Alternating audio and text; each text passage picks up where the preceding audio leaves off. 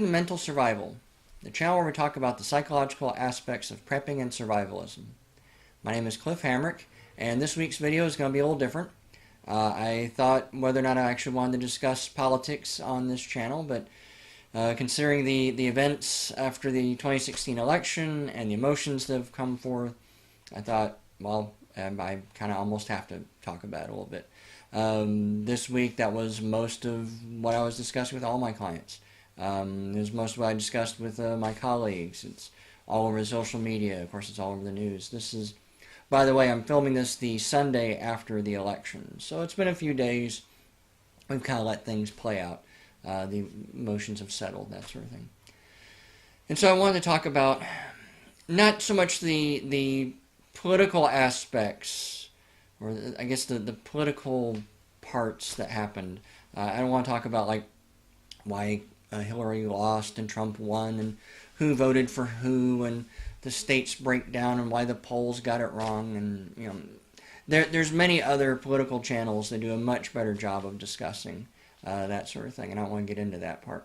But I do want to discuss about some of the other stuff that just kind of seemed to be a part of this, all the emotions that were sort of wrapped up in everything, and before, during, and after the elections, and kind of break it down, sort of like a debriefing, and just kind of figure out why are people reacting the way they are. Nobody really, hardly, or I should say nobody, hardly anyone had similar reactions in 2012 or 2008, these sort of things. And I think the theme for this video is going to be qui bono. Qui bono. It's a Latin phrase.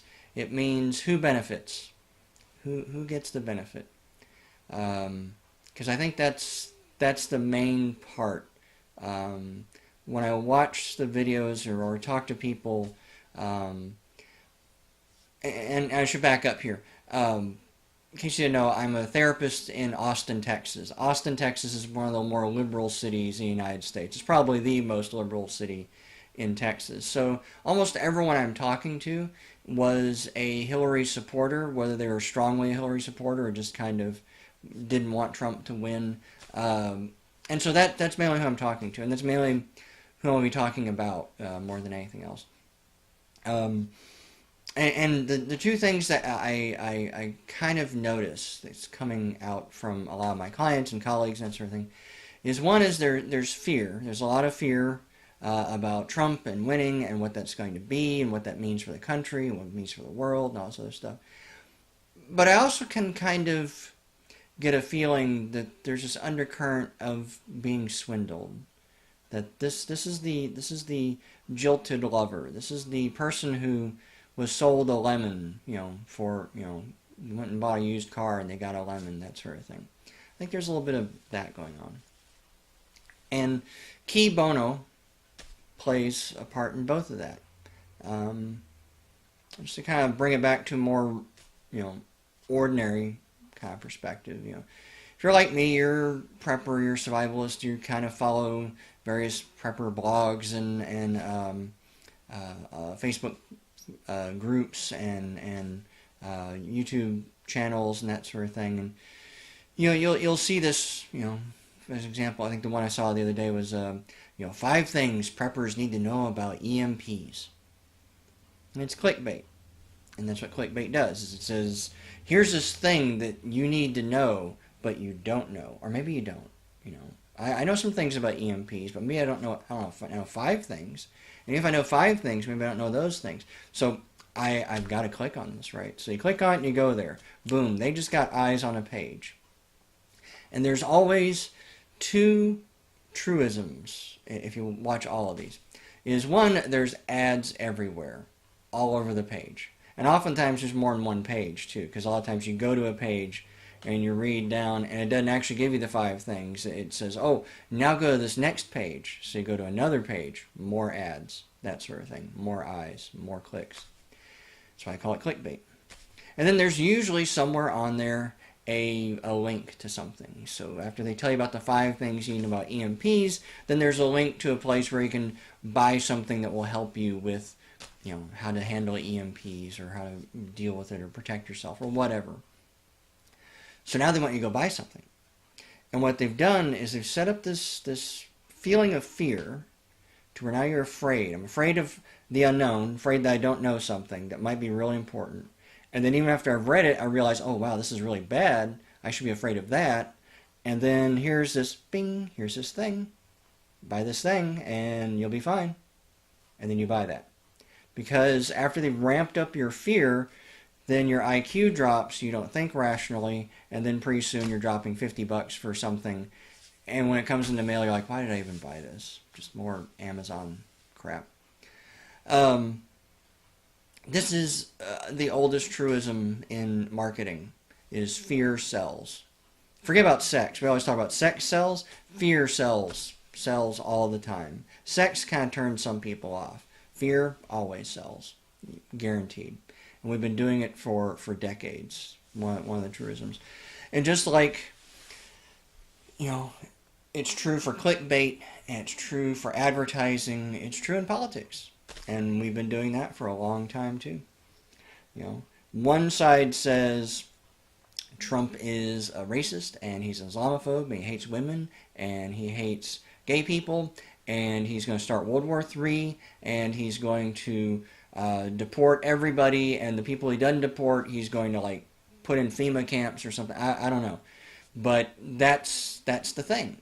And a lot of the ads that we saw on social media, whether coming out of what should be respectable places like the New York Times or CNN, or just some blog that no one even heard of before, but it gets passed around and it's all clickbait. This was the clickbait election.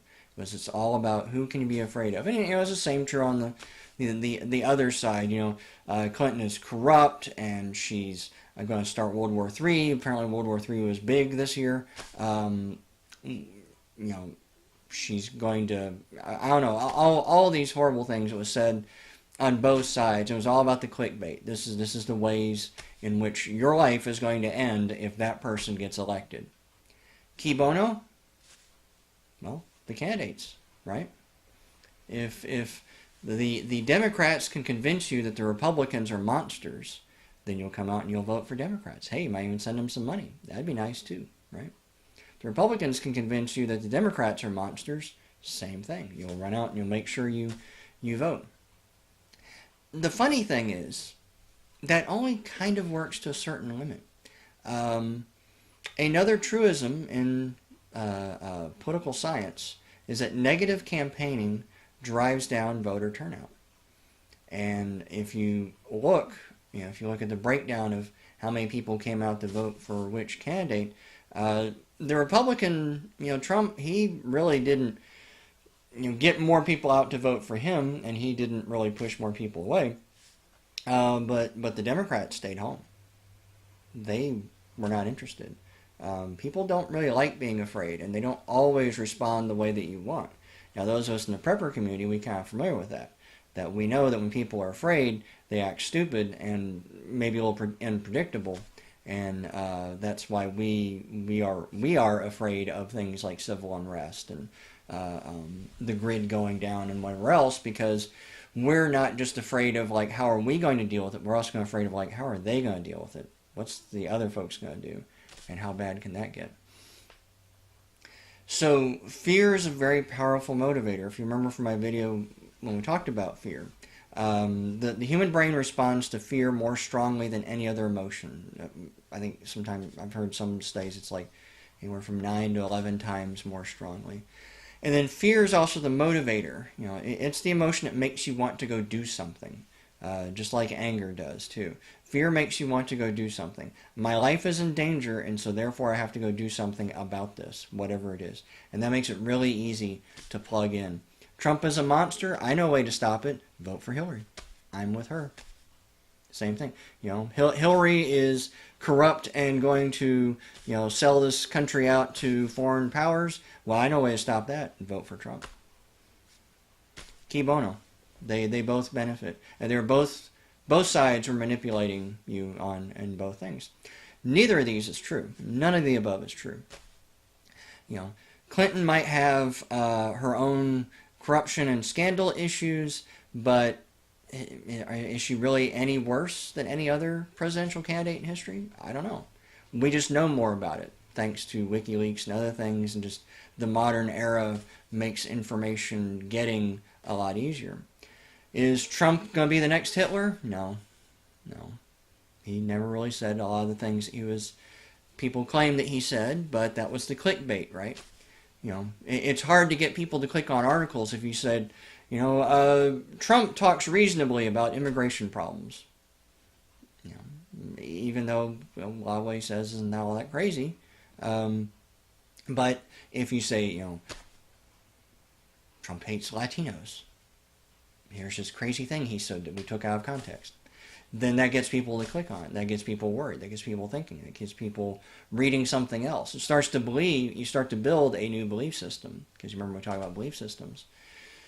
That after a while, if you didn't know much about a candidate, if you know anything about a candidate at all, or you knew very little, then you have to build a belief system about that. And so Donald Trump really was, we all knew him like reality TV show star. He was in some movies. He's basically a guy who inherited a lot of money and decided to become kind of an entertainer. That was kind of what Donald Trump did. That's how he really made a lot of his money. But we didn't really think of him as a politician. So we had to build a belief system around him as a politician. Some people believe the belief system that he's a horrible tyrant who's going to come in and just start murdering people in the streets or something, I guess. There are other people who are like, he's the second coming of Jesus, and he's going to save us all from all the problems, and he's going to fix everything in the country, and he's going to, in 4 years or less, America will be great again. Neither are true. Both sides have something to sell. It's key bono. So anytime, and this is a really difficult thing, but anytime that you are extremely afraid, or even extremely happy, or extremely angry, or extremely sad, but fear is, like I said, fear is a powerful one. Ask yourself, exactly what is it I'm afraid of? Where did that fear come from? And who benefits? Because really, unless your life is in direct threat, someone breaks in your house and they've got a gun, be afraid. That's an easy one. Just be afraid. But if you just have this sort of lingering fear hanging in your background, ask yourself, why am I afraid? Where does that come from? And who benefits? Because, if someone's breaking in my house, I know why I'm afraid. I don't know who they are. I don't know what's going on. They could be dangerous. Where's the threat coming from? It's coming from that guy crawling through a window. And then who benefits? Actually, I benefit. Because I benefit because that fear motivates me to protect myself and to go fight them off. But if I'm just afraid that, stretching back to the George W. Bush era, if I'm just afraid that terrorists are going to come and blow me up, you have to ask yourself, where does it come from? Because I don't see any terrorists around me right now. I don't. There's no bombs going off, no one's shooting anything. It feels like just a regular old day in Austin, Texas. So why am I afraid? Where does that fear come from? Well, the fear doesn't come from my environment, because I look around my environment and I'm fine. The fear comes from someone in power telling me that, terrorists are going to come and kill us all and blow us all up. And we have to be at, orange alert, if you remember those color code alert systems sort of thing, which no one ever seemed to really know what they meant. But, we're at an orange alert, and, the FBI director said that there's, more chatter about, terroristic threats. I'm not seeing it, but that's where my fear is coming from.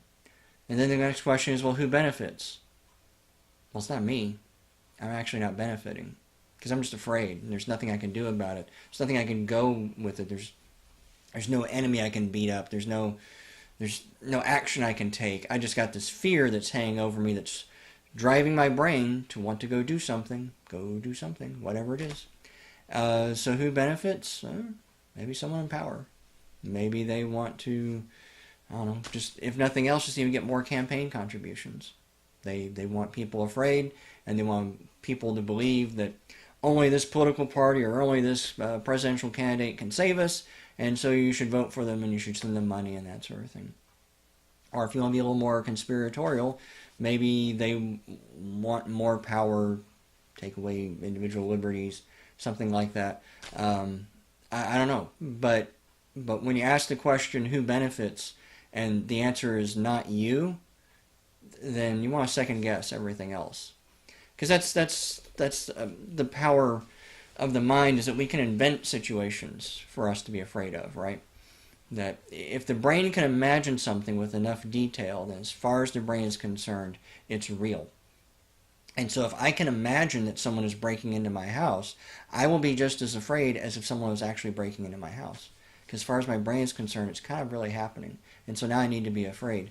But again, my environment isn't giving me the same information. When I ask, where is this coming from, I can't really point to anything. So now I'm just afraid of this imaginary thing, but I still feel like I need to do something.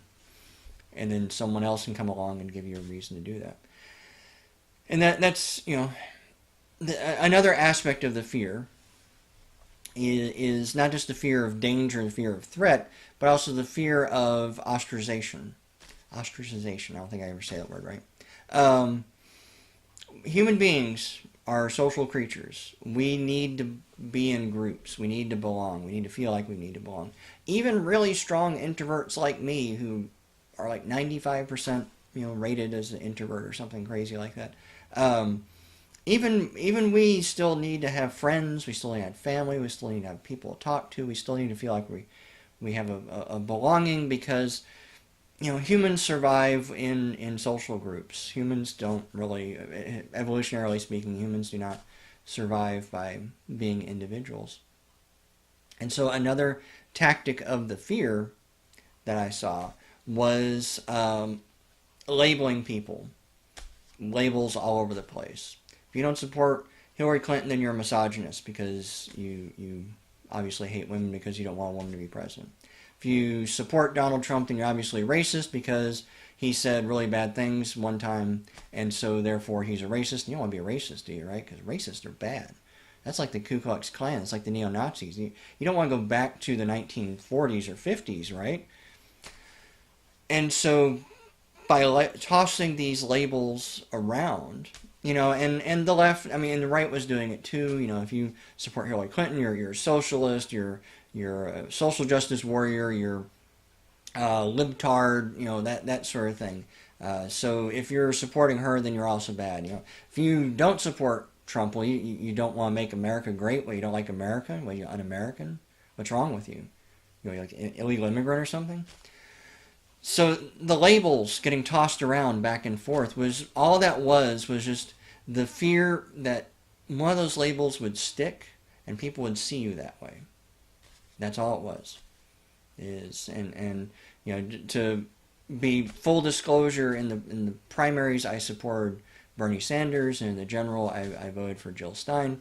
But when I was during the primaries, when I was saying I really support Bernie Sanders, I would get a lot of people saying that I obviously must hate women because I don't want a woman president, that I'm a misogynist. It's misogynistic to even consider anyone besides Hillary Clinton, that sort of thing. All that was people trying to make me afraid that I would actually be seen in that light. And I have to say, it worked sometimes.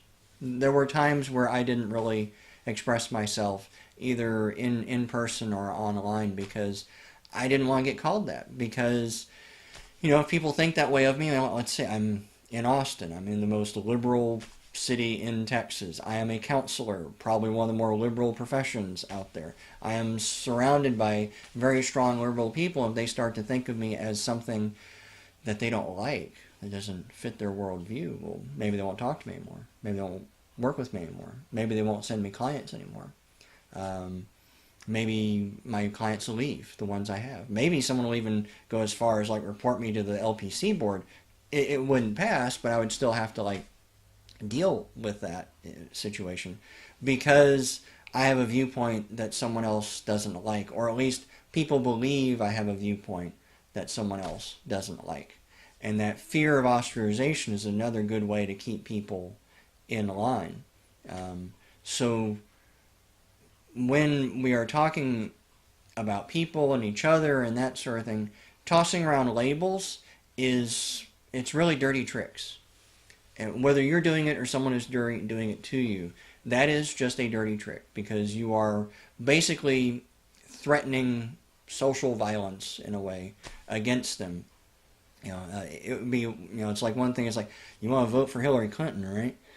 That's easy. We would know that, because, okay, you're threatening violence if I don't vote a particular way.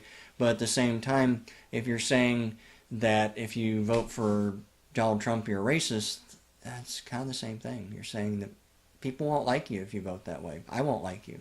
And we've heard a lot of, at least anecdotal reports of, friendships breaking up. I actually had a few friends. People I've known for years who stopped talking to me because of the primaries, because of the whole Bernie Sanders and Hillary Clinton thing.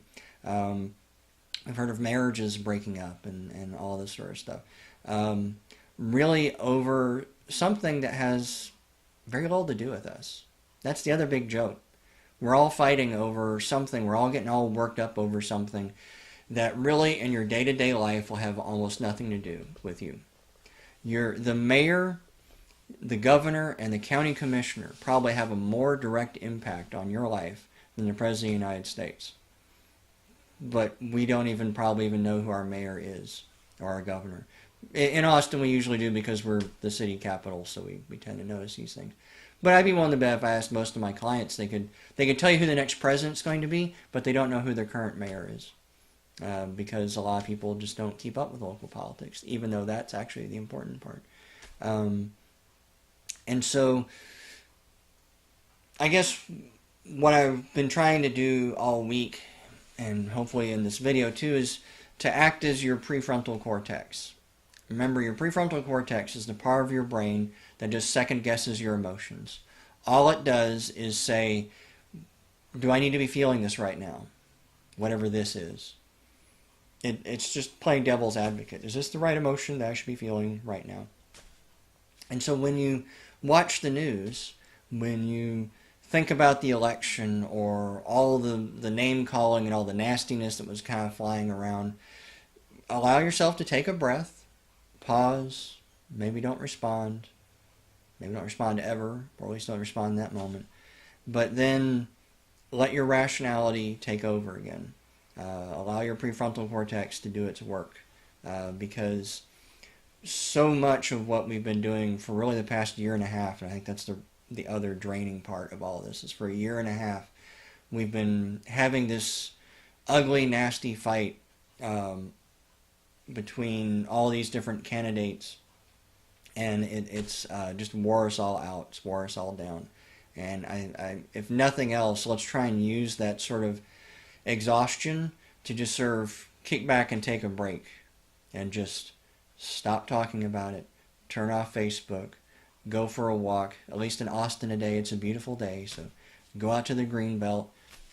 Just give your adrenal glands a chance to come down. The stress levels, your cortisol, your adrenaline, all that stuff, let that sort of come back down. Because when you're ramped up, remember, when you're in a highly emotional state, you can't think straight. It's just not possible. The brain can't do it. And whatever it is that takes to get you to calm down, do that. And just start thinking about the situation much more rationally. Because when you think of the past year and a half, the answer to key bono, who benefits, it's almost always not you. It's always someone else. Someone else was always benefiting. Whether it's a political candidate that wanted you to vote for them or give money to them, or it was a news channel or a media outlet or a website that wanted you to follow their stories and that sort of thing, so we'll look at their ads and they'll get clickbait and that sort of thing. Whether it was someone who just wanted to kind of control and manipulate you, and they were using politics as a billy club to beat you into submission by calling you, horrible names, that sort of thing. Whatever it is, the people who are benefiting from that probably wasn't you. It was somebody else. And so until you can really answer the question, I benefit, key bono, me, I benefit, then you have to kind of take whatever's going on with a grain of salt, because chances are there might be something else going on, something a lot more rational that has nothing to do with the fear that you're feeling. But anyway, I hope I never ever make a video like this again, but I hope you got something out of it. Next week we'll resume our regular scheduled programming, same bat time, same bat channel, and have a good weekend. Bye.